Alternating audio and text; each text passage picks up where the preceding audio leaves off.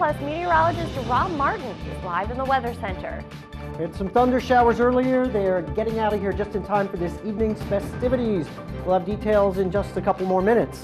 As the snow is spread north of the Mason-Dixon line, heavier bands are coming in as well, so it's going to be off and on heavy light type of thing. So if it lightens up, don't think it's over, because it's not even close. The center of circulation of this thing is still down in Georgia right now. Sun's forecast tomorrow. Wanted to touch on this. Today is going to be beautiful up there, but tomorrow is going to be more on the humid side. 84 degrees at that first pitch time. There could be a stray thunderstorm around here.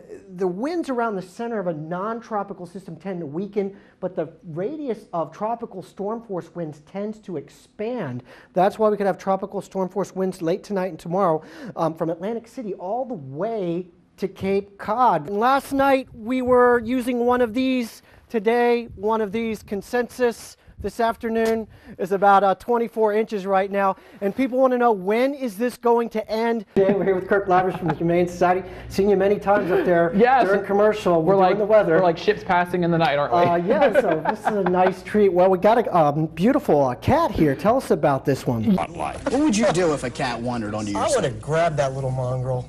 I would have made him my little weather puppet. You just never know what will wander onto a news set, do you?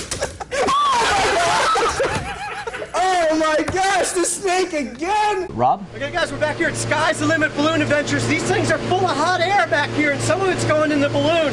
We're going to be up there in a little bit. Right now we're with seasoned pilot James Lawson. Tell me, how do you steer these things? What you have to do is you've got to fly at different altitude to catch the wind. When we come back, we're going to be about 5,000 feet up there in the wind, in the weather, giving you some shots, so stay with us. Hey, we're back up in the balloon. We're 4,000 feet up here, and all my fears have been laid to rest. I was a little apprehensive about this. Not anymore. It is really pillowy up here, and we're going to take a look down now at the Fairbanks Ranch Golf Course from 4,000 feet.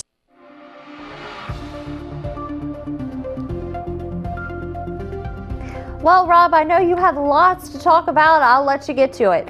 Yeah, we got a classic nor'easter set up on our hands right now. All the ingredients are in place. We put Washington County in perspective. Cold air, which has been absent for a good part of the winter, it's not going anywhere. It's parked over us. The storm system to the south going to go right off the Hatteras shoreline. It's picking up the moisture off the Gulf, and then it's going to pick it up off the Atlantic as well. That is a recipe for a nor'easter. As the combined flow around both of those systems comes in, that is a recipe for a blizzard with the winds added in. So that's your forecast graphically in a nutshell. We don't have a whole lot going on right now. That's good news. It's breaking the action.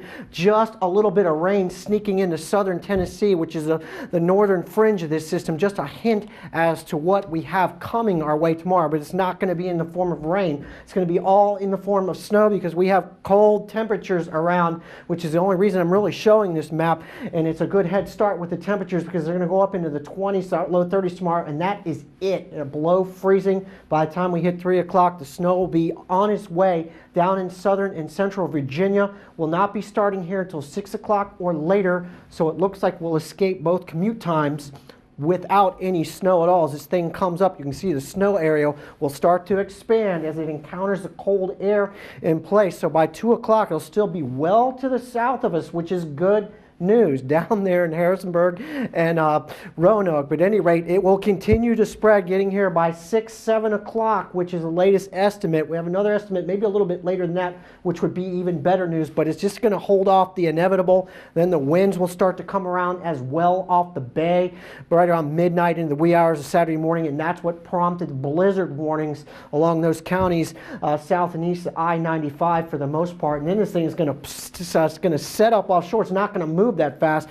The wraparound snow on the west side is going to continue all the way into Saturday. It's probably not going to even let up until Saturday afternoon. So impacts are just as important as snow amounts. We already know the amounts are going to be heavy. That means snow and blowing snow with the winds, especially in the blizzard warning area to the south and east of us. They're going to have wind gusts to 50 miles an hour along the bay. So that means visibility is near zero. Not only are the roads impassable, you can't see anything even if you get in your car anyway. There'll be some power outages around as well to deal with. And then, of course, the accumulations widespread.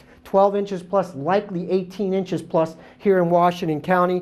And as I go along the spine of the mountains bordering the 81, this includes some of the areas up near South Mountain, could be in excess of 2 feet. So I'm buying into this graphic pretty much all the way. Between I-95 and 81, we're looking at 12 to 24 inches, but the mounts taper off. You go out towards Johnstown, maybe 6 inches. Pittsburgh is barely going to be affected by this system at all. Let's get to the timing once again. 6 to 9 o'clock tomorrow is when the onset of it starts. Not the heaviest snow, but it's not going to waste too much time getting heavy, and it'll be heavy after midnight, an inch per hour all the way into Saturday afternoon. That'll put a quick foot on the ground, and then a little bit more after that, put us up to about 18 inches. So this is serious, serious business. Good news is Sunday, it's out of here. We'll be digging out, and the temperatures will be above freezing next week. It'll allow this stuff to